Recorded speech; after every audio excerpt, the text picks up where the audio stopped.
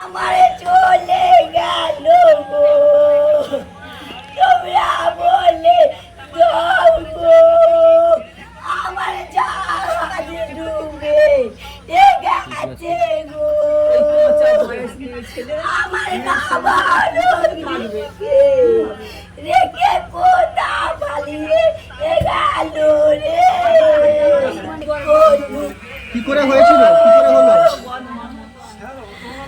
আমার যে ভোটের আগে দিনে তুমি চোপি দুষ্কৃতীরা ঘর দিয়ে নিয়েছে, এ মাতার বাড়ি দিয়ে মেরে দিল গো, ওই তপন বাঘ মেরে দিয়েছে, উপপ্রধান হয়েছে গো, ওই যত দুষ্কৃতীরা এসে বিজয়ী জয় শ্রীরাম বলে আমার স্বামীকে শেষ করে দিয়েছে গো, আমার নাবালক গো, আমার দুটো নাবালককে নিয়ে আমি কি করে বেঁচে থাকবো গো।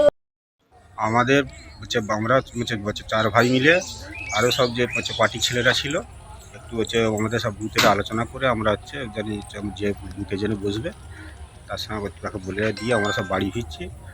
সব বিজেপি সব দুষ্কৃতীরা সেই লাঠি সোটা ছুরি ফুরি নিয়ে যে হ্যাঁ আমাদেরকে এরকম, আমাদের কাছে তো কিছুই ছিল না, আমরা আকাচমকা যে দাঁড়িয়ে আছি সে আমাদের কাছে আকাচমকা সব মারতে আরম্ভ করে দিয়েছি। কতজন ছিলেন আপনারা, কতজন ছিলেন? আমরা ছিলাম 10-20 ছিলাম, আর ওদের ছিল প্রায় 70 জন। আপনারা কোন দল? আমরা তৃণমূল করি। আর যারা আক্রমণ করেছে তারা বিজেপি করে। বিজেপি কতজন আক্রমণ করেছে? বিজেপির প্রায় 30-40-50-60 জন ছিল মাত্র। ওটা কি ভোটের আগের দিন? সব সঞ্জয় মডেলের ঘরে সব লাঠি সব সরঞ্জাম ছিল, আবার মারতিকে আমাদের এই পাড়ার ছেলেরা সব কেটে নিয়ে যে সব সেখানে সব ইয়ে করেছে করে আমাদের ছুরি ফুরি দিয়ে আমার এখানটা ছুরি মেরেছে, হ্যাঁ তারপরে এই মাথাতেও রড দিয়ে পিঠে সব বাঁশ দিয়ে মেরেছে, এই সব মাংস খেতে হয়ে গেছে। আচ্ছা, মনোরঞ্জন দিগার যিনি মারা গেছেন, আপনারা কি অনুমান করছেন যে বিজেপির সেদিনের রাত্রে আক্রমণের কারণে তিনি মারা গেছেন? হ্যাঁ, আমার সামনে তো মারছে, আমাদের কাছে তো ছিল তো, আমার নিজের ভাই, আমরা তো আমাদের কাছে কিছুই ছিল না, আমরা দাঁড়িয়ে দেখছি ওরা তো মার দিচ্ছে, আমরা মার খাচ্ছি। এবার আমার ভাইকে কি করেছে আমাদের পাড়ার ছেলেরা আরও সব ছেলেরা ওকে তুলে নিয়ে চলে গেছে, নিয়ে যে রীতিমতো মারছে, আমরা দেখতে পাইনি, আমার বড়দা মার খাচ্ছে, আমি যে তুলতে গেছি এরকম আমার উপরে আক্রমণ করেছে। আপনার নাম? আমার নাম পরমেশ্বর দিগের।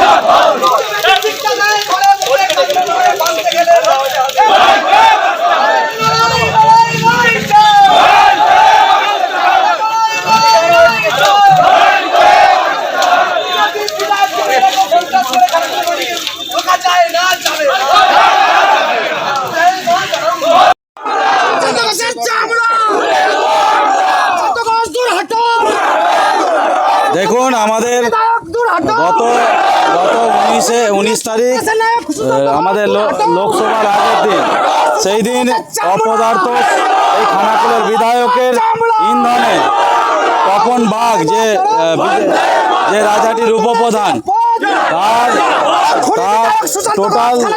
তার এতে নেতৃত্বে আমাদের যারা বুথের এজেন্ট বসেছিল, আমাদের বুথের যারা এজেন্ট বসেছিল তার দিকে অতর্কিত শোট বললাম এবং বড় বড় ট্যাঙ্ক কাঠারি নিয়ে হামলা চালিয়ে আমাদের মনোরঞ্জন দাকে মার্ডার একদম আজকে মার্ডার করেছে আমাদেরকে। আমরা এর দোষীদের গ্রেপ্তার চাই অবিলম্বে, নাহলে আমরা এই আন্দোলন চালিয়ে যাব। আমরা এখানে ভীমতলায় আমরা বিক্ষোভ দেখাচ্ছি। সমস্ত এখানে দেখেছেন হাজার হাজার তৃণমূল কর্মী বিক্ষোভ দেখাচ্ছে। আমরা অবিলম্বে যেই অপদার্থ সুশান্ত ঘোষ এবং যে মেইন অ্যাকিউজ এই তপন বাগ তার গ্রেপ্তারি এবং যারা যারা করেছে তার গ্রেপ্তারি অবিলম্বে একদম গ্রেপ্তারের দাবিতে আমরা পুলিশ প্রশাসনের ওপর আস্থা রেখেছি। যদি না গ্রেপ্তার হয় আমরা আইন হাতে তুলে নেব।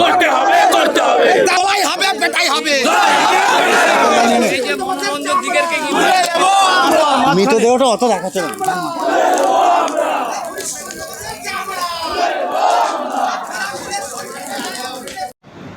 গত 19 মে রাত্রিবেলা আমাদের রাজাটি 1 নম্বর অঞ্চলের প্রত্যেকটি স্থানে তৃণমূল কংগ্রেসের নেতা নন্দমী মণ্ডল, শ্যামল প্রামাণিকের নেতৃত্বে হামলা করা হয়।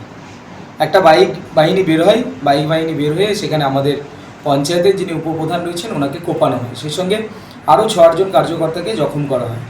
তৃণমূল কংগ্রেসেরও কয়েকজন জখম হয়, কিন্তু তৃণমূল কংগ্রেসের এক কার্যকর্তা মনোরঞ্জন দিগার ওনার নাম, উনি গতকাল রাত্রে হৃদরোগে আক্রান্ত হয়ে মারা যান। কিন্তু আমাদের কাছে যেটা খবর আছে যে যেদিন গণ্ডগোল হয় তার পরের দিনই ওনাকে হাসপাতাল থেকে সার্টিফিকেট দিয়ে ছেড়ে দেওয়া হয়, অর্থাৎ উনি সুস্থ আছেন। উনি সুস্থ ছিলেন, প্রতিদিনের মতন উনি কালকেও কাজ করে বাড়ি ফিরেছেন।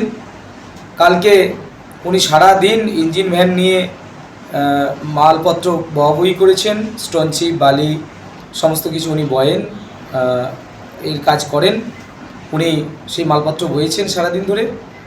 কিন্তু রাত্রিবেলা প্রচণ্ড গরম রয়েছে, সেই গরমের সময় উনি হৃদরোগে আক্রান্ত হয়ে মারা গেছেন। আমাদের কাছে যতদূর পর্যন্ত খবর এসেছে, ওনাকে হাসপাতালে নিয়ে যাওয়ার পথে উনি শেষ নিঃশ্বাস ত্যাগ করেন। কিন্তু তৃণমূল কংগ্রেস এটাকে নিয়ে নোংরা রাজনীতি করছে।